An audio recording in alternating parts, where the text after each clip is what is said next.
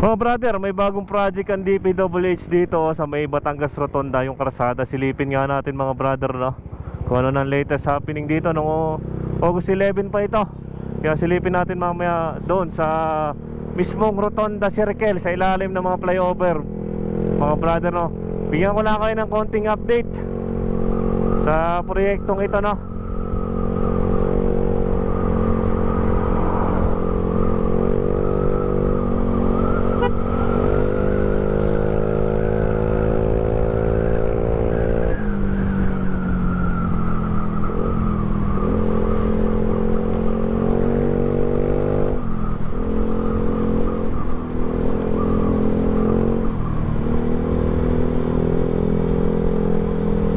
Na mga brother, nandito na ngayon tayo.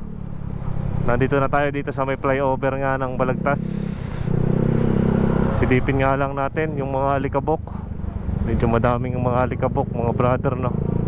Pare, hinukay na ring bandang gitnang portion dito.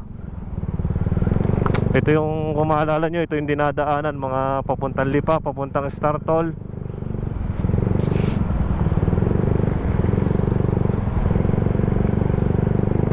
Ayos na naman ang project na ito. Magpapa-improve sa mga daanan dito sa atin mga brother, no. Yan, may hukay na, may mga ano, hindi pa nga lang nagsisimula ang pagtatambak. Di na sa may paikot na circle.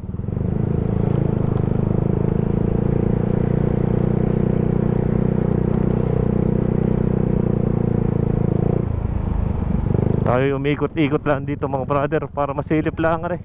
Yan, medyo lubak nga dito kasi hindi naman to kalsada dati. May mga hukay na din eh.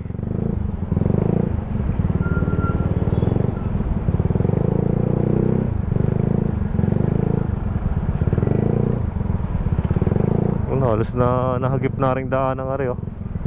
Sana nga magresulta ng magandang pagkakagawa ito.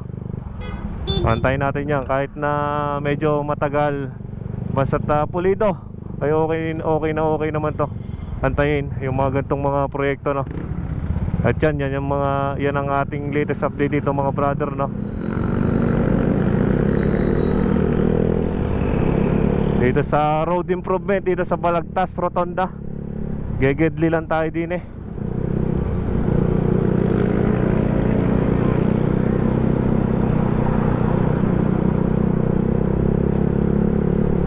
Ito nga rin sa ilalim ng ginawa na Balagtas flyover na nakakonekta sa Startol.